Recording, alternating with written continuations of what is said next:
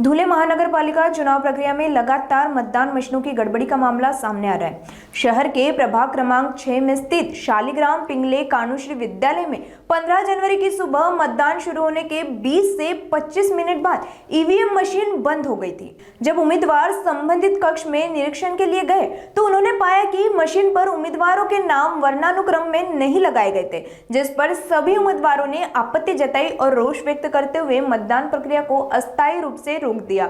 इस घटना की जानकारी मिलते ही विधायक अनूप अग्रवाल तुरंत घटनास्थल पर पहुंचे और मामले की जांच की। नमस्कार, जय महाराष्ट्र। मी शामक दिनार दादाबाई, प्रभाग क्रमांक 6 चा एक नागरिक आणि महाराष्ट्र नवनिर्माण विद्यार्थी सेनेचा उपशहराध्यक्ष। आज मतदानाची तारीख असून इथं कानोश्री शाळेच्या बूथवर खोली क्रमांक 2 आपण बघू शकतात। इथं सगळा भोंगळा कारभार चालू आहे। या भोंगळ्या कारभाराला कोणीही वाली नाही, कोणीही अंगावर जबाबदारी घेत नाहीये। व्हीव्हीपॅट पण नाहीये यावेळेस।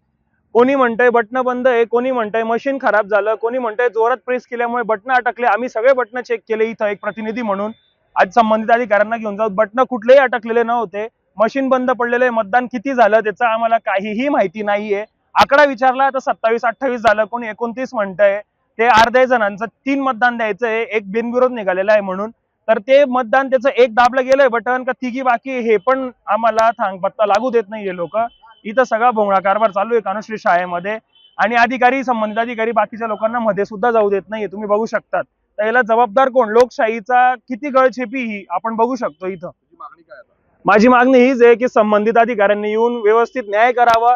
इथं व्हीव्हीपॅटचं आपलं ईव्हीएम मशीनचं काय ते अपडेट करावं। त्यांनी 2 ते 3 वेळेस रिसेट केलं, त्याचा आकडेवारी कुठे गेली, ते मतदान टोटल किती झालं हे आपल्याला काहीही माहिती नाहीये अजून। ते रिसेट होईल, ते 0 होईल का कोणाच्या पल्ल्यात पडेल येतोय, अजून त्याला यायला वेळ लागतोय।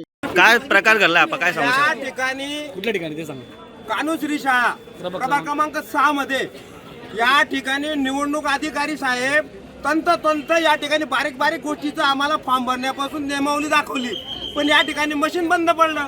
पण मशीन बंद पडल्यानंतर आम्ही बघण्यासाठी गेल्यानंतर असताना ते अल्फाबेटिक नुसार मशीन ठेवावं लागतं, तर त्यांनी अल्फाबेटिक नुसार मशीन ठेवलं नाही।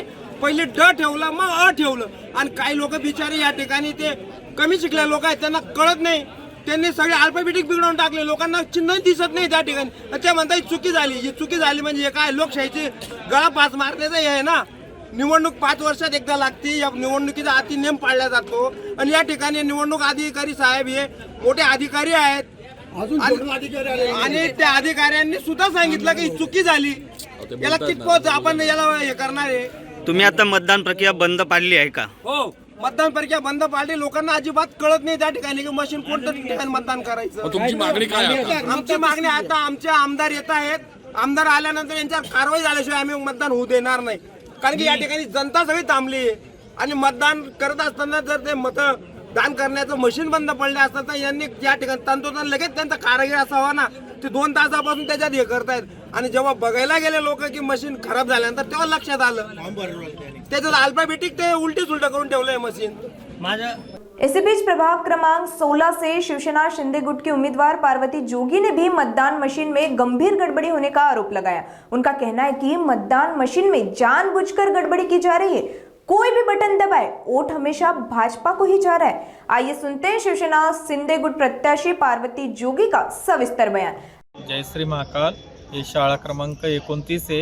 इथं पहिले मी स्वतः मतदानाला गेली तरी बटन दाबला जात नाही। एक मशीन खराब होती, त्यानंतर आता दुसरी मशीन तशीच झाली। फक्त विरोधी पक्षाचे बटन दाबले तर आवाज येतोय, दुसऱ्या पक्षाचा कोणताही उमेदवार दाबायला जातो तर मशीन बंद पडते। हे 3री वेळा इथं घडतंय। प्रशासन लक्ष द्यायला तयार नाहीये। बोललं तर येतोय आणि ते येतोय असंच चाललेलं आहे। एकंदरीत आरोप काय आहे आपला नेमकं? एक ते मशीनीमध्ये प्रॉब्लेम आहे। मशीनी जर सील करताना चेक करून मशीनी जर सील होत असतात आणि इथं आल्यावर 2-3 मतदान झालं तर मशीन बंद पडते, तर कुठं ना तरी आम्हाला संशयाचा हे येतंय की चुकीचा गैरवापर करून हुकुमशाही करून मतदानाला सुद्धा लोकांना वंचित ठेवण्याचं हे काम चाललंय। कसं करून कमी मतदान होईल आणि उमेदवारांना त्रास होईल असं काम चाललेलं आहे यांचं, कारण की मशीनी खराब होत आहे।